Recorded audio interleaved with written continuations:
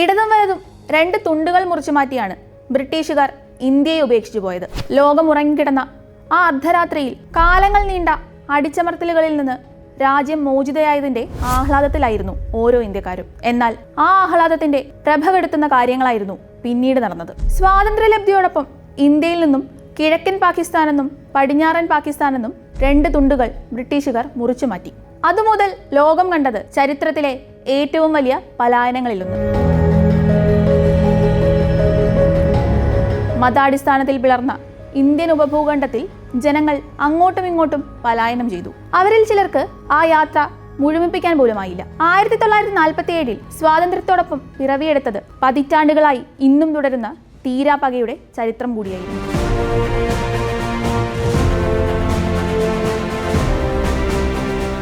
അന്നു തുടങ്ങി ഇപ്പോഴും തുടർന്നു പോരുന്ന ശത്രുതയാണ് പലപ്പോഴെന്ന പോലെ അടുത്തിടെ പഹൽഗാമിലും നമ്മൾ കണ്ടത്. പല യുദ്ധങ്ങളായും രക്തം ചിന്തിയ ഭീകരാക്രമണങ്ങളായും ലോകം സാക്ഷ്യം വഹിച്ചത്.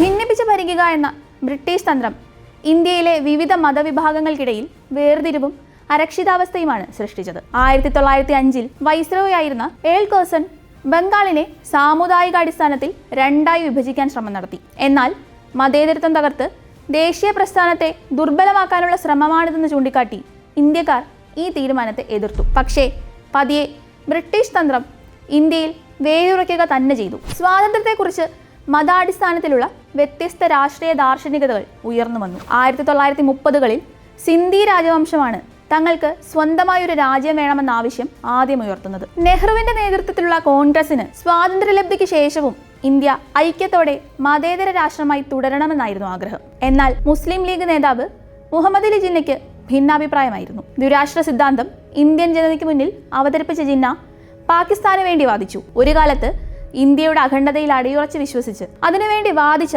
ജിന്ന തന്നെയാണ് ദ്വിരാഷ്ട്രത്തിന് വേണ്ടി മുൻകൈ എടുത്തത് എന്നത് മറ്റൊരു വിരോധാഭാസം. അങ്ങനെ ഹിന്ദുക്കളും മുസ്ലിങ്ങളും ഒരു രാഷ്ട്ര ശരീരത്തിന്റെ ഭാഗമായിരിക്കാൻ പാടില്ല എന്ന മതദേശീയ ബോധത്തിന്റെ അടിസ്ഥാനത്തിൽ ഇന്ത്യ മുറിഞ്ഞു. രണ്ട് സ്വതന്ത്ര രാഷ്ട്രങ്ങളായി. പൊട്ടിത്തെറികളൊന്നുമില്ലാതെ അയൽക്കാർ സൗഹൃദത്തിൽ കഴിയുമെന്ന ധാരണ തെറ്റി. ഒരേ ചരിത്ര പൈതൃകത്തിന്റെ അവകാശികളായിട്ടും ഒരേ സാമൂഹിക സാഹചര്യങ്ങളുടെ ഉൽപ്പന്നങ്ങളായിട്ടും ഇന്ത്യ പാക് ബന്ധം എല്ലാ കാലത്തും കടന്നുപോയത് സംഘർഷങ്ങളിലൂടെയായിരുന്നു. ആ വൈരത്തിന് മൂലകാരണമായത് ഭൂമിയിലെ പറുദീസയും കശ്മീർ.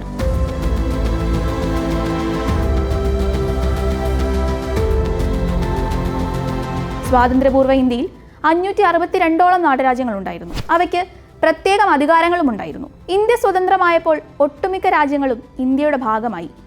ഇതിൽ ജുനാഗഡും ജമ്മു ആൻഡ് കശ്മീരും ഹൈദരാബാദും സ്വതന്ത്രമായി നിലകൊള്ളാമെന്ന നിലപാടിലെത്തി. വിഭജനത്തിൽ തീരുമാനമാകാതെ മാറ്റിവെച്ച അജണ്ടയാണ് പാകിസ്ഥാനെ സംബന്ധിച്ച് കശ്മീർ. പാകിസ്ഥാൻ എന്ന രാഷ്ട്രത്തിന്റെ പൂർണ്ണതയ്ക്ക് കശ്മീർ അത്യന്താപേക്ഷിതമാണെന്നാണ് അവരുടെ വാദം. എന്നാൽ കശ്മീർ തങ്ങളുടെ അവിഭാജ്യ ഘടകമാണെന്ന വാദമാണ് ഇന്ത്യ മുന്നോട്ട് വെച്ചത്.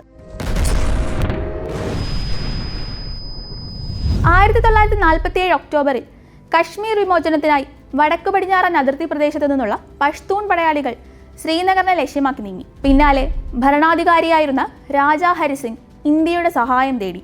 സഹായത്തിന് മറുപടിയായി കശ്മീർ ഇന്ത്യൻ യൂണിയനിൽ ചേരുകയും ചെയ്തു. ബ്രിട്ടീഷ് ഇന്ത്യൻ സംയുക്ത സൈന്യം പാകിസ്ഥാൻ ആക്രമണത്തെ പരാജയപ്പെടുത്തുകയും ഐക്യരാഷ്ട്ര സമിതിയുടെ നേതൃത്വത്തിൽ 1949 ജനുവരി 1 യുദ്ധവിരാമ സന്ധി ഒപ്പിടുകയും ചെയ്തു. കശ്മീർ ആക്രമണം പാകിസ്ഥാനെ സംബന്ധിച്ച് വിജയവും പരാജയവുമാണെന്ന് പറയാം. കശ്മീരിന്റെ 1/3 ഭാഗം തങ്ങളുടെ കയ്യിലൊതുക്കാൻ കഴിഞ്ഞു എന്നതാണ് വിജയം. 1948 യുദ്ധത്തിലെ സീസ് ഫയർ ലൈനാണ് പിന്നീട് ലൈൻ ഓഫ് കൺട്രോളായി മാറിയത്. കശ്മീരിനെ ചൊല്ലിയുള്ള 17 ദിവസത്തെ രണ്ടാമത്തെ യുദ്ധമാണ് 1965 നടന്നത്. കശ്മീരിൽ കടന്നുകയറി ജനങ്ങൾക്കിടയിൽ ഇന്ത്യാവിരുദ്ധ വികാരം സൃഷ്ടിക്കാനുള്ള പാകിസ്ഥാന്റെ തന്ത്രമായ ഓപ്പറേഷൻ ജിബ്രാൾട്ടറിന്റെ തകർച്ചയിൽ നിന്നാണ് യുദ്ധം ആരംഭിക്കുന്നത്. അന്നത്തെ പാകിസ്ഥാൻ വിദേശകാര്യമന്ത്രി സുൽഫിക്കർ അലി ഭൂട്ടോയുടെ നേതൃത്വത്തിലായിരുന്നു പാകിസ്ഥാൻ ഓപ്പറേഷന് പദ്ധതിയിട്ടത്. പ്രത്യേക പരിശീലനം നൽകിയ 40,000-ഓളം പേരെ അണിനിരത്തി ആസാദ് കശ്മീർ റെഗുലർ ഫോഴ്സ് രൂപീകരിച്ചു. 1960കളുടെ തുടക്കത്തിൽ $700 മില്യൺ സൈനിക സഹായം അമേരിക്ക പാകിസ്ഥാന് നൽകിയിരുന്നു. ഇതായിരുന്നു ഇന്ത്യയെക്കാളും എണ്ണത്തിൽ കുറഞ്ഞ പാക് സൈന്യത്തിന്റെ ധൈര്യം. 1962 ഇന്ത്യ ചൈന യുദ്ധത്തിൽ ഇന്ത്യൻ സൈന്യം ദുർബലമായി എന്ന ധാരണയും പാകിസ്ഥാൻ ഉണ്ടായിരുന്നു. ഇതെല്ലാം കൊണ്ടാണ് പാകിസ്ഥാൻ ഓപ്പറേഷൻ ജിബ്രാൾട്ടറിന് ഇറങ്ങി പുറപ്പെട്ടത്. 1965 ഓഗസ്റ്റിൽ ആസാദ് കശ്മീർ റെഗുലർ ഫോഴ്സ് സൈനികർ പ്രദേശവാസികളായി വേഷം മാറി കശ്മീരിൽ നുഴഞ്ഞു കയറി. കലാപം സൃഷ്ടിച്ചാൽ കശ്മീരികൾ ഇന്ത്യൻ ഭരണകൂടത്തിനെതിരെ തിരിയുമെന്നും അങ്ങനെ കശ്മീരിന്റെ നിയന്ത്രണം പാകിസ്ഥാന് ലഭിക്കുമെന്നുമായിരുന്നു പദ്ധതി. പക്ഷേ കശ്മീരികളെ പറ്റിയുള്ള മുൻധാരണയിൽ പാകിസ്ഥാന് തെറ്റുപറ്റി. അവരുടെ ശ്രമത്തെ കശ്മീരികൾ പ്രോത്സാഹിപ്പിച്ചില്ല എന്ന് മാത്രമല്ല, ഇന്ത്യൻ ആർമിക്ക് നുഴഞ്ഞുകയറ്റക്കാരെക്കുറിച്ച് വിവരം നൽകുകയും ചെയ്തു. ഇതിന് തിരിച്ചടിയായ ഇന്ത്യ വെടിനിർത്തൽ കരാർ ലംഘിച്ച് പാക് അധീന കശ്മീരിൽ ആക്രമണം നടത്തി. ഇതാണ് 1965 യുദ്ധത്തിൽ കലാശിച്ചത്. കശ്മീരിലെ നിയന്ത്രണ രേഖയിൽ മാത്രമല്ല, രാജസ്ഥാൻ, ഗുജറാത്ത് മേഖലകളിലേക്കും യുദ്ധം വ്യാപിക്കുകയുണ്ടായി. രണ്ടാം ലോക മഹായുദ്ധത്തിന് ശേഷം നടന്ന ഏറ്റവും വലിയ ടാങ്ക് യുദ്ധമാണ് 1965 ഉണ്ടായത്. കശ്മീർ പ്രശ്നം ഉയർത്തിക്കൊണ്ടുവന്ന് ഭരണ തുടർച്ച ആഗ്രഹിച്ച പാക് സൈനിക ഭരണാധികാരി അയൂബ് ഖാന്റെ തകർച്ചയുടെ തുടക്കം കൂടിയായിരുന്നു ഈ യുദ്ധം. യുദ്ധത്തിലെ പാകിസ്ഥാന്റെ പരാജയം മുഖ്യ ആയുധമാക്കി വിദേശകാര്യമന്ത്രിയായിരുന്ന സുൽഫിക്കർ അലി ഭൂട്ടോ അയൂബ് വിമർശകനായി മാറുകയും 1967 പാകിസ്ഥാൻ പീപ്പിൾസ് പാർട്ടി രൂപീകരിക്കുകയുണ്ടായി. യുദ്ധം ഇരു രാജ്യങ്ങളുടെയും ആയുധബലം, യുദ്ധക്ഷമത എന്നിവയുടെ പരീക്ഷണം കൂടിയായി മാറി. പാകിസ്ഥാനെ സംബന്ധിച്ച് തങ്ങളുടെ സൈനിക ശക്തിയിലെ വിള്ളലുകൾ തുറന്നുകാട്ടിയ യുദ്ധം ഇന്ത്യയെ സംബന്ധിച്ചും നിർണായകമായി തീർന്നു. ഇന്ത്യൻ സൈനിക ഉപകരണങ്ങളുടെ പിന്നാക്കാവസ്ഥ, ആധുനിക കമ്മ്യൂണിക്കേഷൻ ഉപകരണങ്ങളുടെ അപര്യാപ്തത, നാവിക ആകാശ യുദ്ധത്തിനാവശ്യമായ അന്തർവാഹിനികൾ, കപ്പലുകൾ, പോർവിമാനങ്ങൾ എന്നിവയുടെ കുറവ് തുടങ്ങിയവ സൈന്യത്തിന്റെ ആധുനീകരണം അനിവാര്യമാക്കി തീർത്തു. ഇരു രാജ്യങ്ങളും സോവിയറ്റ് യൂണിയന്റെ മധ്യസ്ഥതയിൽ 1966 ജനുവരി 10 ഒപ്പുവെച്ച താഷ്കന്റ് ഉടമ്പടി തങ്ങളുടെ യുദ്ധനേട്ടങ്ങൾ ഉപേക്ഷിക്കാൻ ആവശ്യപ്പെട്ടു. ഇരു സൈന്യവും 1949 വെടിനിർത്തൽ രേഖയിലേക്ക് പിൻവാങ്ങാൻ ഉടമ്പടി ആവശ്യപ്പെട്ടു. ഈ യുദ്ധത്തെ പൊതുവിൽ ഇന്ത്യയുടെ വിജയവും പാകിസ്ഥാന്റെ പരാജയവുമായിട്ടാണ് വിലയിരുത്തപ്പെടുന്നത്. കിഴക്കൻ പാകിസ്ഥാന്റെ, അതായത് ഇപ്പോഴത്തെ ബംഗ്ലാദേശിന്റെ ജനാധിപത്യപരമായ അവകാശങ്ങളോടുള്ള നിഷേധാത്മകമായ നിലപാടുകളിൽ നിന്നാണ് അവാമി ലീഗിന്റെ വളർച്ചയും പിന്നീട് സ്വതന്ത്ര ബംഗ്ലാദേശ് വാദവുമായി പരിണമിച്ചത്. ബംഗ്ലാദേശ് സ്വാതന്ത്ര്യ സമരത്തിൽ ഇന്ത്യ കിഴക്കൻ പാകിസ്ഥാന് അനുകൂലമായിരുന്നു. പാകിസ്ഥാൻ കിഴക്കൻ പാകിസ്ഥാനെ ആക്രമിച്ചതിന് പിന്നാലെയാണ് 1971 ഇന്ത്യ യുദ്ധത്തിൽ പ്രവേശിച്ചത്. പാകിസ്ഥാനെ വിഭജിക്കുന്നതിലൂടെ കിഴക്കൻ പാകിസ്ഥാനിൽ നിന്നും ഉണ്ടാകാമായിരുന്ന സൈനിക നീക്കങ്ങളെ തന്ത്രപരമായി ഒഴിവാക്കാൻ ഇന്ത്യക്കായി. മാത്രമല്ല, ഇന്ത്യൻ സൈനിക വിന്യാസം പശ്ചിമ മേഖലയിൽ കൂടുതൽ ശക്തമാക്കാനും സാധിച്ചു. 1949 വെടിനിർത്തൽ ഉടമ്പടി അനുസരിച്ച് കശ്മീരിൽ ഇന്ത്യ പാകിസ്ഥാൻ അതിർത്തി കാർഗിലിന് വടക്ക് വശത്തേക്ക് .NJ9842 വരെ മാത്രമാണ്. ഇത് സിയാച്ചിൻ മഞ്ഞുമലയുടെ അടിവാരത്തായിട്ടാണ് സ്ഥിതി ചെയ്യുന്നത്. സിംല കരാറിലും സിയാച്ചിനെ കുറിച്ചുള്ള പ്രസ്താവങ്ങളിലും അത് ഇന്ത്യയുടെ ഭാഗമാണ് എന്ന് വ്യക്തമാക്കപ്പെടുന്നില്ല. 1984 മുതൽ ഇന്ത്യ പാകിസ്ഥാൻ സേനകൾ സിയാച്ചിന്റെ അവകാശത്തെ ചൊല്ലി കലഹിക്കാറുണ്ട്. ഏകദേശം 6000 മീറ്റർ ഉയരത്തിൽ സ്ഥിതി ചെയ്യുന്ന ഈ പ്രദേശത്ത് ഇരു രാജ്യങ്ങളും തങ്ങളുടെ സേനകളെ വിന്യസിച്ചിരുന്നു. 1984 നടന്ന ഇന്ത്യയുടെ ഓപ്പറേഷൻ മേഘദൂത് സിയാച്ചിനിലെ പാകിസ്ഥാൻ സ്വാധീനം പൂർണ്ണമായും ഒഴിവാക്കി. ഈ വിജയത്തോടെ ഏകദേശം 2600 ചതുരശ്ര കിലോമീറ്റർ ഭൂപ്രദേശം ഇന്ത്യക്ക് അധീനമായി തീർന്നു. 1972 സിംല കരാറിനു ശേഷം 1998 രണ്ടാം അണുപരീക്ഷണം വരെയുള്ള കാലഘട്ടം പൊതുവെ പാകിസ്ഥാൻ ഇന്ത്യ ബന്ധത്തിൽ ഊഷ്മളത സൃഷ്ടിക്കാനായില്ലെങ്കിലും സ്ഥിരതയുണ്ടാക്കാൻ സഹായിച്ചിരുന്നു. ഇതേസമയം സൈനിക സാമ്പത്തിക വളർച്ചയുടെ പ്രതിഫലനമെന്നോണം ദക്ഷിണേഷ്യയിലെ നിർണായക സൈനിക രാഷ്ട്രീയ ശക്തിയായി വളരാനും മറ്റ് രാജ്യങ്ങളെ കൊണ്ട് ഇതിനെ അംഗീകരിപ്പിക്കാനുമുള്ള ശ്രമങ്ങൾ ഇന്ത്യ ആരംഭിച്ചിരുന്നു. ആയുധശക്തിയുടെ വളർച്ച, പ്രതിരോധ മേഖലയിലെ ആധുനീകരണം, നാവികസേനയുടെ ഇന്ത്യൻ മഹാസമുദ്രത്തിലെ അധികരിച്ച സാന്നിധ്യം, സ്പേസ് മിസൈൽ സാങ്കേതികവിദ്യയിൽ കൈവരിച്ച നേട്ടങ്ങൾ, അയൽപ്പക്ക രാജ്യങ്ങളിലേക്കുള്ള ഇന്ത്യൻ മൂലധനത്തിന്റെ ഒഴുക്ക് തുടങ്ങിയവ ശക്തമായ ഇന്ത്യ എന്ന ധാരണ സൃഷ്ടിക്കാൻ പര്യാപ്തമായി. 1986-87 കാലത്തെ ഓപ്പറേഷൻ ബ്രാസ് ടാക്സ് ഇന്ത്യയുടെ ഉയർന്ന സാങ്കേതിക വിദ്യാ പ്രകടനമായും പാകിസ്ഥാനുള്ള മുന്നറിയിപ്പായും കണക്കാക്കാവുന്നതാണ്. ഏകദേശം 6 ലക്ഷത്തിലധികം കരനാവിക സൈനികർ പല വിധത്തിലുള്ള പടക്കോപ്പുകളുമായി രാജസ്ഥാൻ മരുഭൂമിയിൽ പാകിസ്ഥാൻ അതിർത്തിയോട് 100 കിലോമീറ്റർ അടുത്ത് നടത്തിയ സൈനികാഭ്യാസം പാകിസ്ഥാനെ പ്രകോപിപ്പിക്കാനുള്ളതായിരുന്നു. കശ്മീർ പ്രശ്നത്തെ അധികരിച്ചുള്ള മൂന്നാമത്തെ യുദ്ധമാണ് 1999 മെയ് മാസം മുതൽ ജൂലൈ വരെ നടന്നത്. മുൻ യുദ്ധങ്ങളിൽ നിന്നും കാർഗിൽ വ്യത്യസ്തമാകുന്നത് പാകിസ്ഥാൻ സൈന്യത്തിന്റെ പരസ്യ പിന്തുണയോടെയുള്ള തീവ്രവാദികളുടെ നുഴഞ്ഞുകയറ്റം ഉണ്ടായതിനാലാണ്. പാകിസ്ഥാൻ സൈന്യത്തിന് ഓപ്പറേഷനിൽ പങ്കില്ല എന്ന വാദം തെളിവുകൾ സഹിതം ഇന്ത്യ നിഷേധിക്കുകയുണ്ടായി. കാർഗിലിനു ശേഷം ഇന്ത്യയും പാകിസ്ഥാനും തമ്മിൽ നേരിട്ടുള്ള യുദ്ധങ്ങളൊന്നും ഉണ്ടായിട്ടില്ല. എങ്കിലും യുദ്ധത്തിലേക്ക് നയിക്കാമായിരുന്ന ധാരാളം സംഭവ വികാസങ്ങൾ ഉണ്ടായിട്ടുണ്ട്. ഇതിൽ പ്രധാനപ്പെട്ടതാണ് 2001 ഡിസംബർ 13 നടന്ന പാർലമെന്റ് ആക്രമണവും 2008 നവംബർ 26 നടന്ന മുംബൈ ആക്രമണവും 2016 സെപ്റ്റംബറിൽ നടന്ന ഉറി ആക്രമണവും 2019 പുൽവാമയും ഏറ്റവും പുതുതായി കഴിഞ്ഞ ഏപ്രിലിൽ നടന്ന പഹൽഗാമും. ഇതിനൊക്കെ പാകിസ്ഥാന്റെ ഭീകര കേന്ദ്രങ്ങൾ തകർത്ത് ഇന്ത്യ മറുപടി പറഞ്ഞിട്ടുണ്ട്.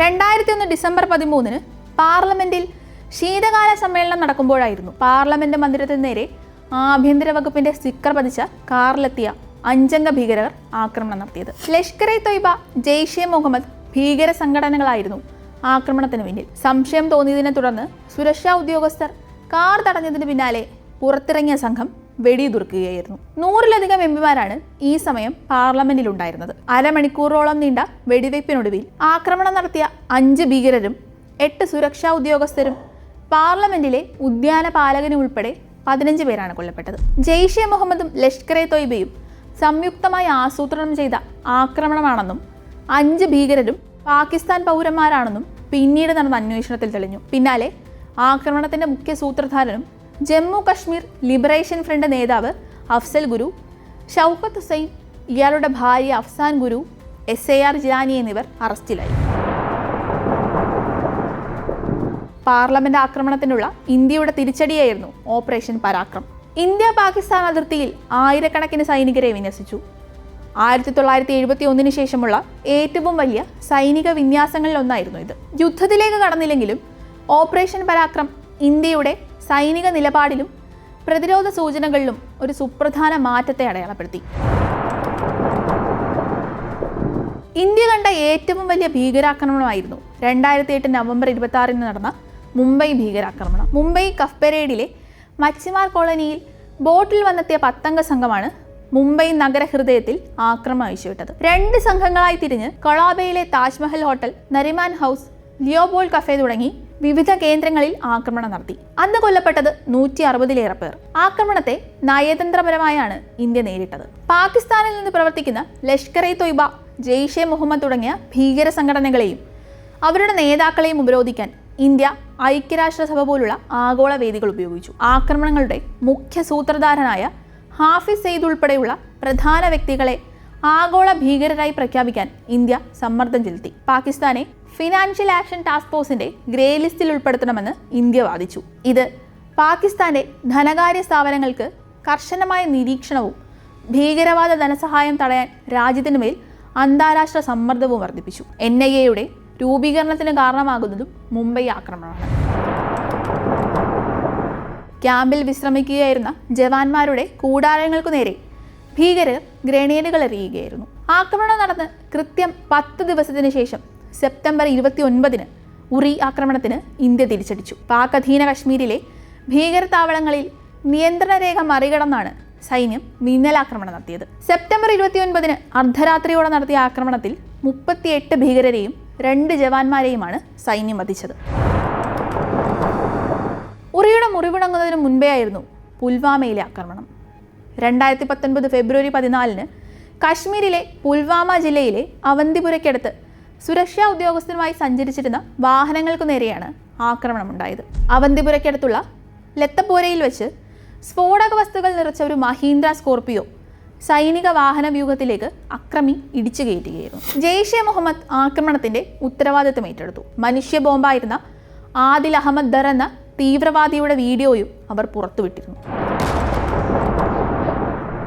പുൽവാമ ഭീകരാക്രമണത്തിന് ഇന്ത്യ നൽകിയ തിരിച്ചടിയായിരുന്നു ബാലാകോട്ട് വ്യോമാക്രമണം. പുൽവാമയ്ക്ക് 12 ദിവസങ്ങൾക്കിപ്പുറം ഫെബ്രുവരി 26 ഇന്ത്യ തിരിച്ചടി നടത്തിയത്. പുലർച്ചെ 3:45 മുതൽ 21 മിനിറ്റ് നീണ്ടു നിൽക്കുന്നതായിരുന്നു ആക്രമണം. ആക്രമണത്തിന്റെ ഉത്തരവാദിത്തം ഏറ്റെടുത്ത ജെയ്ഷെ മുഹമ്മദിന്റെ ഏറ്റവും വലിയ പരിശീലന കേന്ദ്രമായിരുന്നു ബാലാകോട്ടിലേത്. ഇന്ത്യൻ വ്യോമസേനയുടെ 12 മിറാജ് 2000 പോർവിമാനങ്ങൾ കശ്മീരിലെ നിയന്ത്രണ രേഖ കടന്ന് ആക്രമണം നടത്തി. അന്ന് റിപ്പോർട്ട് ചെയ്തതനുസരിച്ച് ഏകദേശം 1000 കിലോ ബോംബുകൾ പാക് അധീനതയിലുള്ള നിയന്ത്രണ രേഖയിലെ ഭീകര കേന്ദ്രങ്ങൾക്ക് മേൽ പെയ്തു. ഏകദേശം 21 മിനിറ്റ് സമയം നീണ്ടുനിന്ന ആക്രമണത്തിൽ 350 ഭീകരർ കൊല്ലപ്പെട്ടതായാണ് റിപ്പോർട്ടുകൾ. ഇന്ത്യയുടെ ഹൃദയം തകർത്തുകൊണ്ടായിരുന്നു പഹൽഗാമിൽ 26 ജീവനുകൾ പാക് ഭീകരർ എടുത്തത്. ഏപ്രിൽ 22-ന് ഉച്ചതിരിഞ്ഞാണ് പഹൽഗാമിലെ ബൈസരൺ വാലിയിൽ രാജ്യം നടുങ്ങിയ ഭീകരാക്രമണം ഉണ്ടാകുന്നത്. ആക്രമണത്തിന്റെ ഉത്തരവാദിത്തം ജെയ്ഷെ മുഹമ്മദ് ഏറ്റെടുത്തു. നയതന്ത്ര തലത്തിലായിരുന്നു പാകിസ്ഥാന് ഇന്ത്യ ആദ്യം മറുപടി നൽകിയത്. 1960-ലെ സിന്ധു നദീജല കരാർ ഇന്ത്യ മരവിപ്പിച്ചു. അതുകൊണ്ടും അവസാനിച്ചില്ല.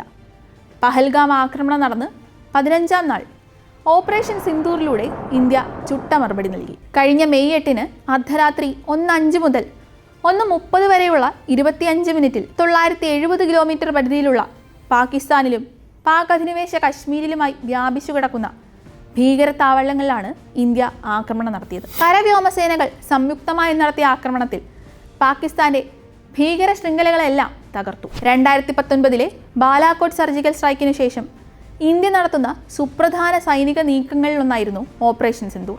1971-ലെ യുദ്ധത്തിനു ശേഷം പാകിസ്ഥാനിലെ പഞ്ചാബ് പ്രവിശ്യയിൽ നടക്കുന്ന ആദ്യ ആക്രമണം കൂടിയായിരുന്നു ഇത്. ഇന്ത്യയുടെ അത്യാധുനിക വ്യോമായുധങ്ങൾ ഉപയോഗിച്ചുള്ള ആക്രമണം കരയുദ്ധത്തിലേക്ക് കടക്കുന്നതിന് മുമ്പ് വെടിനിർത്തൽ തീരുമാനമായി. പക്ഷേ വെടിവെപ്പും സൈനിക നടപടികളും നിർത്താൻ ധാരണയായെങ്കിലും ഓപ്പറേഷൻ സിന്ദൂറിന്റെ ഭാഗമായി ഒരുക്കിയ അതിർത്തിയിലെ വൻ സേനാവിന്യാസം പിൻവലിച്ചിട്ടില്ല. ഭീകരവാദത്തോട് സന്ധിയില്ലെന്ന നിലപാടാണ് ഓപ്പറേഷൻ സിന്ദൂറിലൂടെ അന്താരാഷ്ട്ര സമൂഹത്തിനു മുന്നിൽ ഇന്ത്യ വ്യക്തമാക്കിയത്. ഓപ്പറേഷൻ സിന്ദൂറിന്റെ വിജയത്തോടെ തദ്ദേശീയമായി നിർമ്മിച്ച യുദ്ധോപകരണങ്ങളുടെ ശക്തി ലോകത്തിനു മുന്നിൽ വ്യക്തമാക്കാനും ഇന്ത്യക്ക് കഴിഞ്ഞു. ഓപ്പറേഷൻ സിന്ദൂറിന് ശേഷം പാകിസ്ഥാനെ വിറപ്പിച്ച ഇന്ത്യയുടെ വജ്രായുധം ബ്രഹ്മോസ് ക്രൂയിസ് മിസൈലിൽ താൽപര്യമറിയിച്ച് നിരവധി രാജ്യങ്ങളാണ് ഇന്ത്യയെ സമീപിച്ചത്. ഒളിയുദ്ധത്തെ പ്രതിരോധിക്കാൻ ജനാധിപത്യ രാജ്യങ്ങൾക്കുള്ള പരിമിതികൾ മുതലെടുത്തായിരുന്നു പാക് പട്ടാളം ഇക്കാലമത്രയും ഭീകരരെ ഇറക്കി ഇന്ത്യക്കെതിരെ യുദ്ധം ചെയ്തത്. എന്നാൽ ഈ തന്ത്രം ഇനി മുതൽ വിലപ്പോവില്ലെന്ന പ്രഖ്യാപനത്തോടെയായിരുന്നു ഇന്ത്യ പഹൽഗാം ആക്രമണത്തിന് ശേഷം കാര്യങ്ങൾ നീക്കിയത്.